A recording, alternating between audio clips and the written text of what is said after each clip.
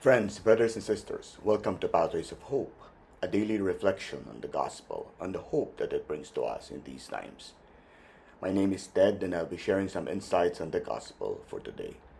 Today is November 13, 2021. It's a Saturday, and the gospel for today is taken from Luke chapter 18, verses 1 to 8. And he told them a parable to the effect that they ought always to pray and not lose heart. He said, "In a certain city there was a judge who neither feared God nor regarded man. And there was a widow in that city who kept coming to him and saying, 'Vindicate me against my adversary.' For a while he refused, but afterwards he said to himself, 'Though I neither fear God nor regard man, yet because this widow bothers me, I will vindicate her, or she will wear me out by her continual coming.' And the Lord said, 'Hear what the unrighteous judge says. And will not God vindicate his elect, who cry to him day and night? Will he delay long over them? I tell you, he will vindicate them speedily. Nevertheless, when the Son of Man comes, will he find faith on earth?'" In today's gospel, we hear about persistence and perseverance in the parable of the unrighteous judge and the persistent widow.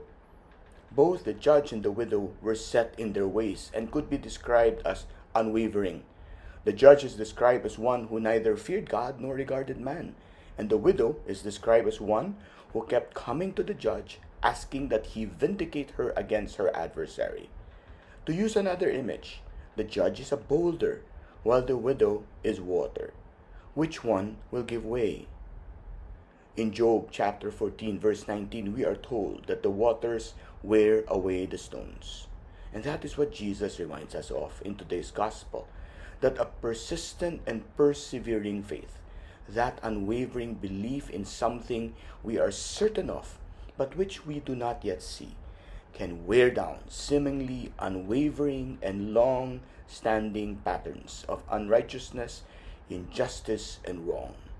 The parable does not tell us how long the widow persisted in pleading her cause, but we are told that she prevailed due to her persistence and perseverance. Against the obstacles of injustice, unrighteousness, immorality, or just plain evil that stand in our way, our mission as Christians to proclaim the good news may seem insurmountable, impossible, futile. After all, what can one person do against what seems to be a system, an unwavering, long standard pattern that is set like a boulder standing in the way of our mission? The gospel reminds us that following Jesus and proclaiming the good news is not a one-shot deal. It is an everyday proposition.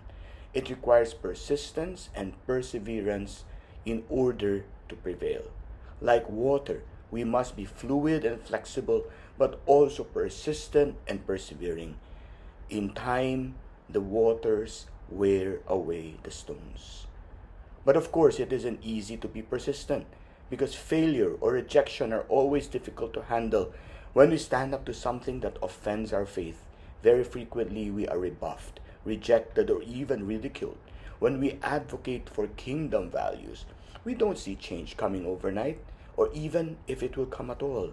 And frequently, frustration sets in, and our persistence, our perseverance fades. We are reminded today that only a faith-fueled persistence will yield fruit. A fruit that may not come today, but one that will surely come. The call to persist and persevere in our witnessing, in our service, in our acts of charity, in standing up for righteousness and justice must be accompanied by the spiritual fruit of patience and hope. Hope is a persistent, faith-fueled waiting on the Lord, an attitude of knowing that though we wait not in vain.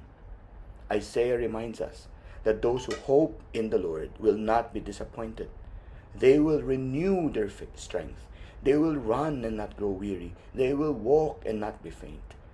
So to our persistent and persevering faith, we must add relentless hope. In the end, none of this is within our control. Everything comes from God. All is grace, all is gift. And so I pray today for the grace to persevere and persist in my faith, and to be relentless in my hope in the face of unrighteousness, immorality, injustice. I pray that you may be blessed with that very same grace. If you have been made more hopeful by this short commentary, please do spread that hope by sharing this with your friends. Again, this has been Pathways of Hope. Thank you for listening. God bless us all.